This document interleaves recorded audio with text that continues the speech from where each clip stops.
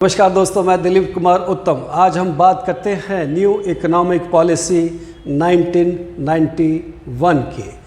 क्या ये पॉलिसी है, हमको इसको जानना होगा। यह जानी जाती है 3 हेडिंग्स के नाम से। Number 1 liberalisation, number 2 privatisation, number 3 globalisation. ये क्या है, क्यों हमको ज़रूरत पड़ी, तो हमको ये बात समझना होगा। ये बात 1991 की है, 1991 की है, जुलाई की, जब देश की सरकार को ये मालूम हुआ, जब उनको मालूम था कि उनके पास फॉरेन एक्सचेंज रिजर्व्स सिर्फ 2 हफ्ते का रह गया, जिसकी वजह से हमको इंपोर्ट करने में, अपने देश में एसेंशियल गुड्स और पेट्रोलियम पदार्थ अगर हमने इंपोर्ट नहीं किए तो हमारे देश में महंगाई बढ़ जाएगी, क्राइसिस आ जाएंगे।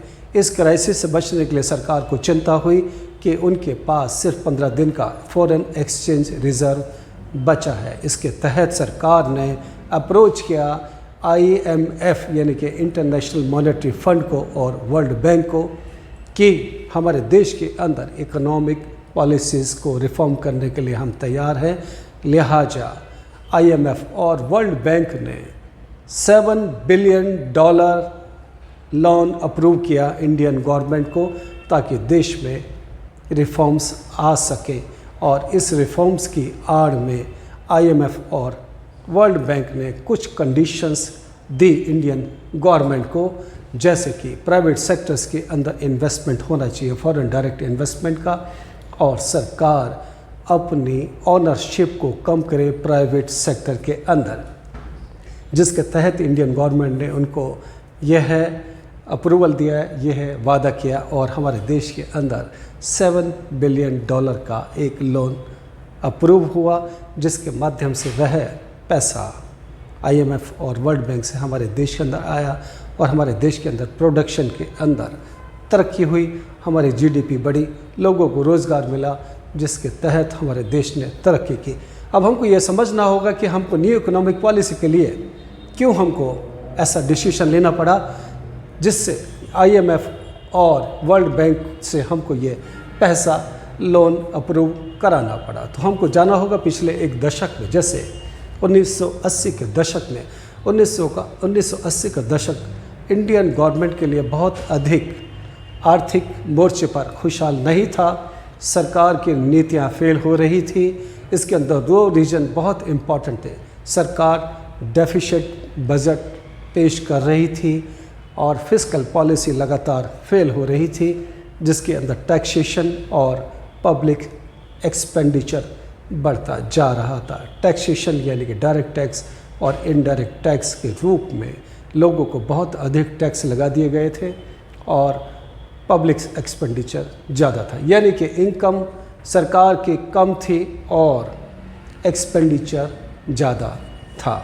तो दूसरा रीज़न जो हमको देखा, हमने स्टडी किया तो पता लगा कि सरकार ने इंपोर्ट्स पर बहुत अधिक रेस्ट्रिक्शंस लगाई हुई थी, ज़्यादा ड्यूटी लगाई हुई थी, और सरकार का एक्सपोर्ट भी 1980 के दशक में बहुत कम था, यानी कि बैलेंस ऑफ पेमेंट बढ़ता जा रहा था, डेफिसिट जा रहा था, एक्सपोर्ट हमारा कम था और इंपोर्ट हमारे देश में ज़्यादा था, जिससे हमारे देश की यूनिट्स पनप नहीं रही थी, चीज़ों की कीमतें बढ़ रही थी और गरीबी भी तेज़ी से बढ़ रही थी। इस करके 1990 आते आते सरकार ने 1991 में यह न्यू इकोनॉमिक पॉलिसी का फैसला किया और इंटरनेशनल मॉनेटरी फंड व वर्ल्ड बैंक ने इस पैसे को अप्रूव किया, जिसके तहत हमारे देश के अंदर एक नई शुरुआत हुई और एक नया आर्थिक मोर्चा बना। अब बात करते हैं कि इन 3 फैक्टर्स की, जिसके अंतर्गत इंडियन गवर्नमेंट ने फैसले किए, जैसा कि हम बात कर रहे थे। Number 1 liberalisation, number 2 privatisation and number 3 globalisation. तो बात करते हैं नंबर 1 की, लिबरलाइजेशन की। ये क्या है, क्यों सरकार को ज़रूरत पड़ी। तो लिबरलाइजेशन के अंदर सरकार ने IMF और वर्ल्ड बैंक की जितनी भी शर्तें थी उसके तहत फैसला किया और FDI को, फॉरेन डायरेक्ट इन्वेस्टमेंट को, प्राइवेट बैंक्स और हमारे देश के अंदर आने दिया गया। लिबरलाइजेशन के तहत सरकार ने कुछ मोर्चों पर फैसले किए, जैसे इंडस्ट्रियल सेक्टर पे किया, नंबर 2 फाइनेंशियल सेक्टर में किया, number 3 trade and investment policies पर किया, नंबर 4 फॉरेन एक्सचेंज मार्केट्स में भी सरकार ने अपने नए रिफॉर्म्स लाए। तो बात करते हैं नंबर 1 इंडस्ट्रियल सेक्टर के। सरकार ने ऐसा क्या किया इंडस्ट्रियल सेक्टर के अंदर जिससे फॉरेन डायरेक्ट इन्वेस्टमेंट हमारे देश में आसानी से आ सके। सबसे पहले सरकार ने इंडस्ट्रियल सेक्टर में जो भी रेस्ट्रिक्शंस थी, प्राइवेट सेक्टर को लाइसेंसिंग लेने की जो लंबी प्रक्रिया थी, यानी कि जो कॉम्प्लेक्स सिस्टम था लाइसेंसिंग का, उसमें लिबरल होकर के प्राइवेट सेक्टर्स को वहाँ सुविधाएं दी गई और सरकार ने एफडीआई का रास्ता हमारे देश के अंदर इंडस्ट्रियल सेक्टर के अंदर खोला। नंबर 2 हम बात करते हैं फाइनेंशियल सेक्टर की। फाइनेंशियल सेक्टर्स इंस्टीट्यूशंस होते हैं जैसे कमर्शियल बैंक्स, इन्वेस्टमेंट बैंक और स्टॉक एक्सचेंज ऑपरेशंस। एंड बात कर रहे हैं हम फॉरेन एक्सचेंज मार्केट्स की। 4 इंस्टीट्यूशंस होते हैं जो फाइनेंशियल सेक्टर को बताते हैं। तो इन चारों सेक्टर के अंदर सरकार ने फॉरेन डायरेक्ट इन्वेस्टमेंट को आने दिया गया और हमारा सेंट्रल बैंक जो रिज़र्व बैंक ऑफ इंडिया उसने 1990 में 1991 में रेगुलेटर की जगह फैसिलिटेटर की का रूप एक निभाया, यानी कि फैसिलिटेटर के रूप में प्राइवेट सेक्टर को फॉरेन डायरेक्ट इन्वेस्टमेंट आसानी से लाने दिया गया। सरकार की सेंट्रल बैंक आरबीआई ने अपने आप को काफ़ी लिबरल किया। मतलब एक हम एग्जांपल से समझ सकते हैं कि प्राइवेट कंपनियों के अंदर, प्राइवेट बैंक्स के अंदर 74% तक इन्वेस्टमेंट हमारे देश में आई बाहर से, फॉरेन डायरेक्ट इन्वेस्टमेंट के नाम से। और एक ऐसा भी टाइम आया जब प्राइवेट बैंक्स अपनी ब्रांचेस, अपनी शाखाएं खोलते चले जा रहे थे और स्टेट वाइज स्टेट, और बहुत अधिक एक्सपेंशन कर गया था, होता चला गया था और आरबीआई से अप्रूवल लेने की भी इमीडिएट ज़रूरत नहीं थी। हालांकि बाद में इसके कागजात और इसके अप्रूवल्स बैंक्स द्वारा, प्राइवेट बैंक्स द्वारा जमा कराए जाते थे। रिज़र्व बैंक ऑफ इंडिया ने भी अपना एक मैनेजमेंट तैयार किया जिसके तहत लोगों की इन्वेस्टमेंट और सेविंग्स कम से कम सेफ रहे प्राइवेट सेक्टर में। यहाँ एक बात और देखने में आई कि फॉरेन इंस्टीट्यूशनल इन्वेस्टर्स FII ने भी अपनी इन्वेस्टमेंट हमारे देश में की। FII यानी कि होते हैं सबसे पहले merchant bankers, number 2 mutual funds, number 3 pension funds. इनके माध्यम से पैसा हमारे देश के अंदर आया और यहाँ पर इक्विटीज़, बॉन्ड्स, स्टॉक्स और प्राइवेट सेक्टर में ऑनरशिप के माध्यम से अपनी इन्वेस्टमेंट की गई। यानी कि 2 मेजर स्टेप्स उठाए गए फाइनेंशियल सेक्टर्स में।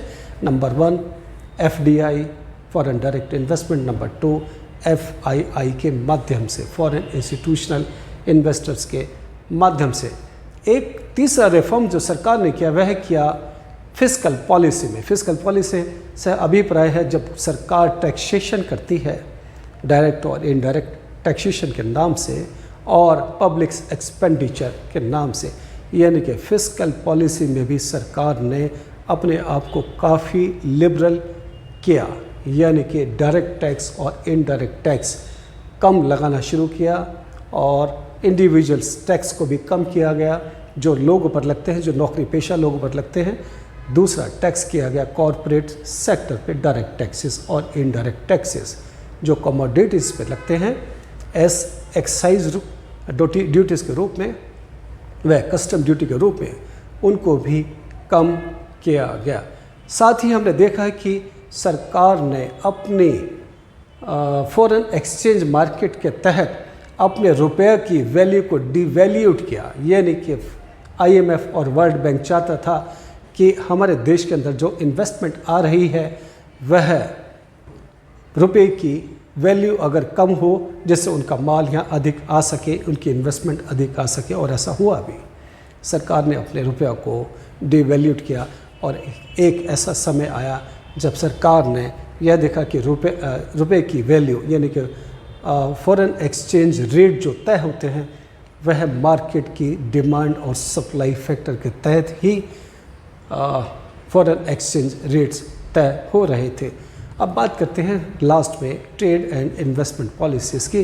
तो सरकार ने इंपोर्ट पर भी बहुत अधिक रेस्ट्रिक्शंस हटाई और एक्सपोर्ट को बहुत अधिक बढ़ावा दिया। हालांकि इंपोर्ट का फिर भी बहुत अधिक बोलबाला रहा उस दौरान, उस दशक के अंदर, बट हमने काफ़ी हमने उसके अंदर अपने आप को अच्छा पाया। अब बात करते हैं नंबर बी की, नंबर दूसरे हेडिंग की, जिसको हम जानते हैं प्राइवेटाइजेशन के नाम पर। दोस्तों ये थोड़ा वीडियो लंबा हो रहा है तो मैं कोशिश करूंगा कि बात जल्दी से शॉर्ट की जाए। प्राइवेटाइजेशन यानी कि सरकार ने डिसइन्वेस्टमेंट किया। कहाँ किया? पब्लिक सेक्टर यूनिट्स पर। जो इंडियन सरकार की ऑनरशिप थी पब्लिक सेक्टर एंटरप्राइजेस पर, PSE पर यानी कि पब्लिक सेक्टर यूनिट्स पर अपनी ऑनरशिप को कम किया। वह प्राइवेट सेक्टर्स को इनके अंदर इन्वेस्टमेंट की इजाज़त दी गई और डिसइन्वेस्टमेंट के नाम पर सरकार ने अपने सारी चीज़ों को ओपन करके रख दिया और धीरे धीरे डिसइन्वेस्टमेंट की ओर बढ़े। अब बात करते हैं लास्ट हेडिंग की, जिसको हम बोलते हैं ग्लोबलाइजेशन के नाम से। ग्लोबलाइजेशन से हमारा अभिप्राय, IMF और वर्ल्ड बैंक ने इस बात को भी मेक श्योर किया इंडियन गवर्नमेंट के साथ कि फॉरेन मल्टीनेशनल कंपनी, जिनको हम MNCs के नाम से भी जानते हैं, वह हमारे देश के अंदर आकर के अपने ऑफिसेस BPO के तौर पर बनाए, यानी कि बिजनेस प्रोसेस ऑफिस के नाम से बनाए और इंडियन स्किल्ड और एजुकेटेड लोगों को यहाँ पर जॉब दिए जाएं, उनका अधिक से अधिक टैलेंट का इस्तेमाल करके आउटसोर्सिंग की जाए। और मल्टीनेशनल कंपनियों ने ऐसा किया भी। वह प्लान करती थी अपने देश के अंदर, और यहाँ हमारे देश के अंदर बिजनेस प्रोसेस ऑफिसेस खोल के बच्चों को, लोगों को, यंगस्टर्स को रोज़गार दिया गया। तो इस करके हमने देखा कि इंडियन गवर्नमेंट ने 3 मोर्चों पर प्राइवेटाइजेशन, जिससे हम शुरुआत करेंगे, लिबरलाइजेशन से, प्राइवेटाइजेशन से एंड ग्लोबलाइजेशन से, इन तीनों टर्म्स के माध्यम से सरकार ने न्यू इकोनॉमिक पॉलिसी का फैसला किया और देश ने उस दौरान काफ़ी तरक्की की। दोस्तों यहाँ पर कुछ एक बात सामने आई है जो हमको पता लगा है कि इसके कुछ नुकसान भी हुए हैं। इस न्यू इकोनॉमिक पॉलिसी काफ़ी नुकसान हुए, इसका क्रिटिसिज्म भी हुआ है। वह क्रिटिसिज्म किस रूप में हुआ है? ये बताया जाता है कि इससे एम्प्लॉयमेंट के अंदर बहुत अधिक इजाफा नहीं हुआ, यानी कि सिर्फ पढ़े लिखे और स्किल्ड लोगों को ही रोज़गार मिला। बाकी जो इतनी बड़ी पॉपुलेशन है हमारे देश के अंदर, बाकी एम्प्लॉयमेंट इससे बहुत अधिक नहीं हो सका। और एग्रीकल्चर सेक्टर में भी ऐसा कहा जाता है, जो इसके क्रिटिसिज्म में है, कि एग्रीकल्चर सेक्टर ने भी बहुत अधिक इन्वेस्टमेंट नहीं किया गया FDI का और FII का, जिसकी वजह से एग्रीकल्चर सेक्टर का भी बहुत अधिक फ़ायदा नहीं हुआ।